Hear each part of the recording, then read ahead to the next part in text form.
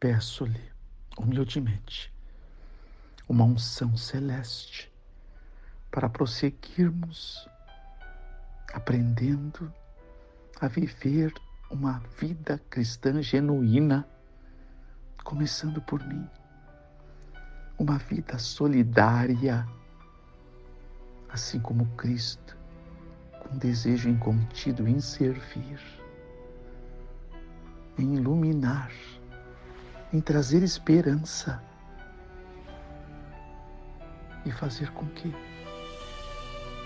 encontros com o Senhor sejam sucessivos através da nossa vida. Por favor, que o tema e o conteúdo desta lição, que vamos refletir juntos, as últimas palavras de Cristo, venham consolidar em nosso coração todo este complexo pedido, que se perfaça em nós e sejamos então fiéis atalaias do Senhor até o último instante. Em nome dele, de Jesus. Amém. Não estaremos prontos para encontrar o Senhor despertando ao ouvir o grito: eis o noivo. Mateus 25:6, referindo-se à parábola das 10 virgens. E então tomando nossas lâmpadas vazias para enchê-las. Não podemos viver afastados de Cristo aqui e ainda assim estar aptos para a sua companhia no céu. Esta parábola, ela apresenta as virgens que para nós representam os cristãos. Ao ouvir a voz que à meia-noite um clamor foi levantado: vem o esposo, sai-lhe ao encontro. Então aquelas virgens se levantaram e prepararam as suas lâmpadas, porque era escuro. O noivo tinha demorado e elas adormeceram. Agora, as nécias descobriram que não tinham azeite e as trevas lá fora eram muito densas. Pediram às prudentes que tinham, mas elas disseram que não podiam compartilhar porque tinham para aquele ensejo. Este é o último ensejo que nós vamos ter quando Deus vier nos buscar. Então não basta apenas ser cristãos, como as virgens nécias e prudentes, porque todas dormiram. Nós temos que ter o azeite. O azeite fará diferença. Ele acenderá e fará com que as trevas sejam dissipadas.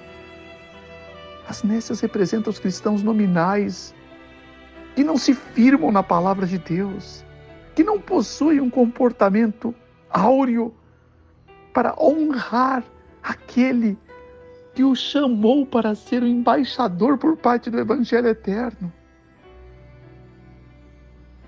Que o Senhor nos livre dessa condição.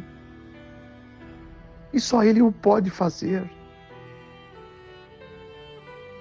A palavra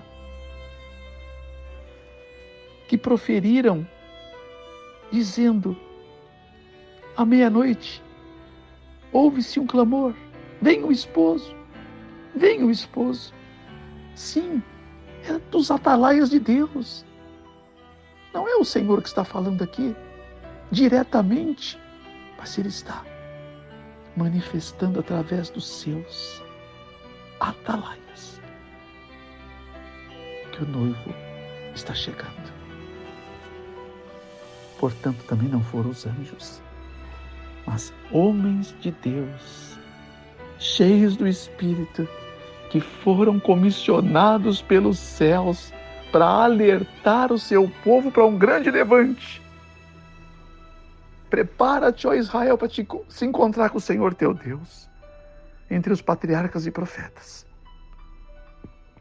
Homens distintos que amavam disseminar a verdade entre o povo.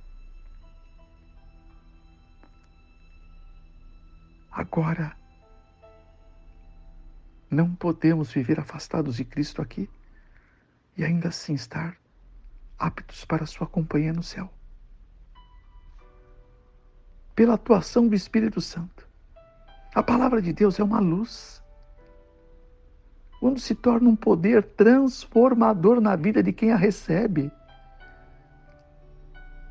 Se eu recebi de verdade, eu não sou mais o mesmo homem. A palavra é onipotente. Ela é transformadora. Ela vivifica. E muda a situação. Da água para o vinho, como Cristo fez na festa de Caná da Galileia. Isso não é questão da água ser transformada, é o cristão ser transformado pela água que ele representa. Quem tem sede, vem a mim e beba. E aquele que beber da água que eu lhe der, nele jamais terá sede. E se fará dentro em si uma fonte a jorrar pela vida eterna. 7,37 de João e 4,14. Então, quando o Espírito atua em minha, na tua vida pela palavra, a palavra que representa a Deus, porque no princípio era a palavra estava com Deus, a palavra era, é e sempre será Deus. João 1, verso 1, Evangelho eterno. Então é uma luz poderosa, e quando se torna um poder transformador na vida de quem a recebe, é algo que não se pode traduzir com palavras, implantando na mente ou coração os princípios do que está escrito, a verdade eterna, a única que não vai nunca perecer, porque os céus e a terra vão passar, mas as minhas palavras jamais passarão. Disse Jesus em 1 Pedro 1, 24 e 25, 89, 34 do Salmo e 13, 31 de Marcos. Amém? É esta palavra, é esta luz que ela acompanha, lâmpada para os meus pés é a tua palavra e luz para o meu caminho. São os princípios da vida. O Espírito Santo desenvolve nas pessoas os atributos de Deus. O caráter dele se perfaz ao estarmos em comunhão com a palavra. Tudo acontece na mente, aonde ele disse que depois daqueles dias com a casa de Israel farei uma nova aliança. É com você e comigo. Imprimirei a minha lei na sua mente e escreverei nas tábuas do seu coração. 8, versos 10 do livro de Hebreus. Isso é um poder transformador na vida de quem recebe a luz de sua glória. Seu caráter deve ser refletido em seus seguidores, meu irmão e minha irmã. Assim devem glorificar a Deus e iluminar o caminho para a mansão do esposo, tornando a parábola das 10 virgens mais uma vez, para que a cidade de Deus e para o banquete de bodas do Cordeiro seja a mais inesquecível festa de todas as épocas. Parábolas de Jesus 244. A humanidade não possui luz em si mesma. Nós temos um único raio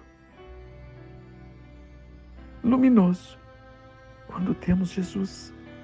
Ele se perfaz em nós e nós acendemos para a vida nos tornando luz conforme a vereda do justo, de 4:18 de Provérbios. E desta forma, as trevas que há neste mundo, por mim e por tua vida, ao aceitarmos essa luz, ela passa a ser dissipada à nossa volta. Isso é o brilho da divina presença. É Cristo em mim, Cristo em ti, Cristo em nós, esperança da glória. 1:27 de Colossenses. Devem ser mais que uma luz entre os homens. Fomos comissionados a sermos a luz do mundo, sem ter luz nenhuma, mas refletir a Cristo, como representantes dele. A revelação de Jesus através de você e de mim, nosso Salvador. Ele é revelado através da humanidade. As bênçãos de Deus são concedidas por meio de agentes humanos. Que fantástico! Você foi chamado para abençoar o povo de Deus, as famílias de Deus e aqueles que vão ser. Por isso a proposta do concerto abraâmico: seja você uma bênção. 12:2 do livro de Gênesis. Oxalá entendamos e aceitamos ser uma bênção para este mundo, amaldiçoado por causa do pecado.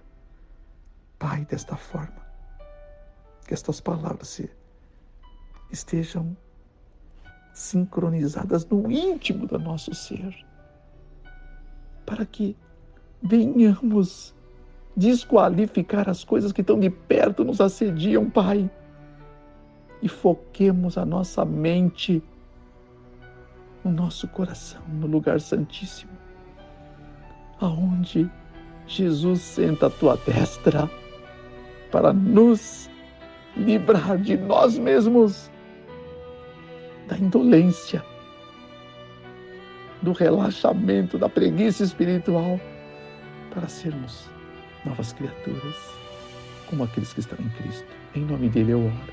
Amém, Senhor.